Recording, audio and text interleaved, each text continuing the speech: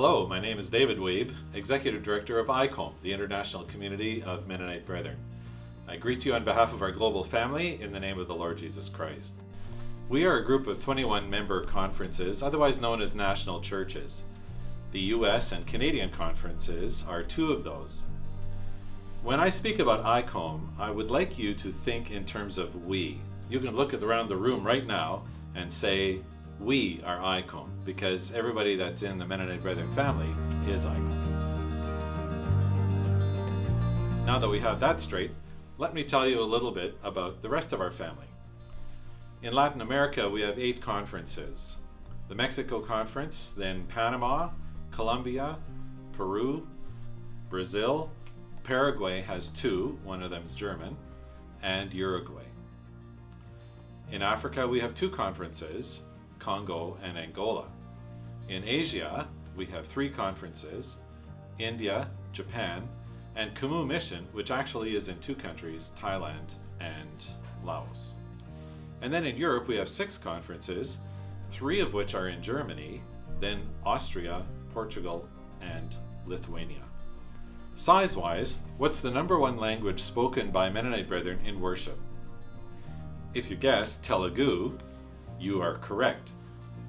The India MB Conference numbers over 200,000 members. The second largest conference is Congo with over 100,000 members. And then ICOMB Mission has almost 50,000 members. Then the Canadian and US conferences round out the next top 5. The most recent churches to join ICOMB have been the ICOMB Mission in 2012 and the Lithuania Free Christian Church in 2014. It's actually really an exciting time to be Mennonite Brethren right now, as God is causing our church to grow around the world. MB Mission is at work in over 40 countries. Let me briefly describe our family in 4 broad terms. #1, we have churches in poverty. So Congo, Angola would be 2. Many of their members are poor, they're often unemployed, and they're also living in poor countries. India, ICOMB Mission, they would probably also be a couple more. It's interesting to me that the 3 largest conferences are located in countries with some of the lowest per capita income in the world. And I wonder what God's saying to us about that. Secondly, we have churches in plenty. So besides the North American churches, which are well resourced, I could look at Germany or Japan, Paraguay, and Brazil. These conferences are fairly well resourced. As a matter of fact, the German church raised some 30,000 euros a few years back to assist the Japan MB conference after the earthquake and tsunami in 2011 so that they could do relief effort.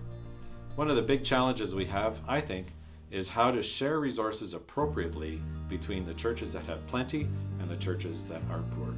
Thirdly, we have churches undergoing persecution. ICOMB Mission leaders have experienced a lot of persecution in the last 20 years, and even still today. In India, the persecution tends to be more localized or family-oriented. So for example, Pastor Sharma is a fellow who grew up in a high caste family, and he had a terrific position as a member of the family and the family business, and he had many material advantages coming his way. All of that disappeared when he became a Christian. And then fourthly, we have churches that are actually struggling under political challenges.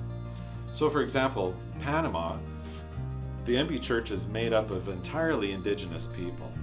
And like many indigenous people around the world, they suffer from land claims or land rights that have been neglected, or the government simply looking the other way when they have their needs. Colombia is a different experience. Our churches have to find a way between the clashing forces of drug cartels, guerrilla forces, and government.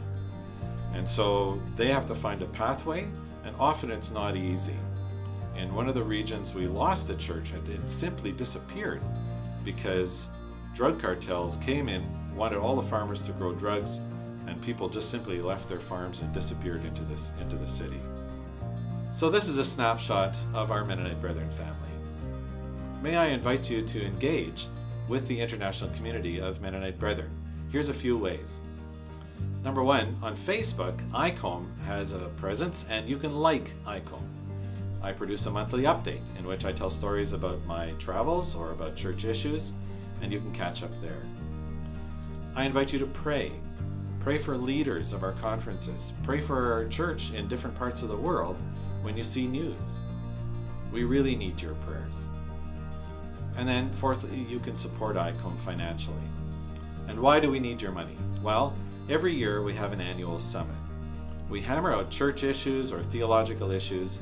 All 21 members are represented, and actually to get everybody there for this vital engagement costs a fair bit of money. And then also we support leaders in education. There's a global scholarship fund that helps leaders go to school, upgrade their capacities to mentor and lead in their conference, and then they go back and become trainers and leaders to prepare the church for the next generation. So would you like to hear more about ICOMB? I encourage you to invite me to come to your church. I'd love to preach or give a Sunday school class and just simply tell you more stories and show you pictures of all the different parts of our family around the world. Thank you so much for your engagement. God bless you.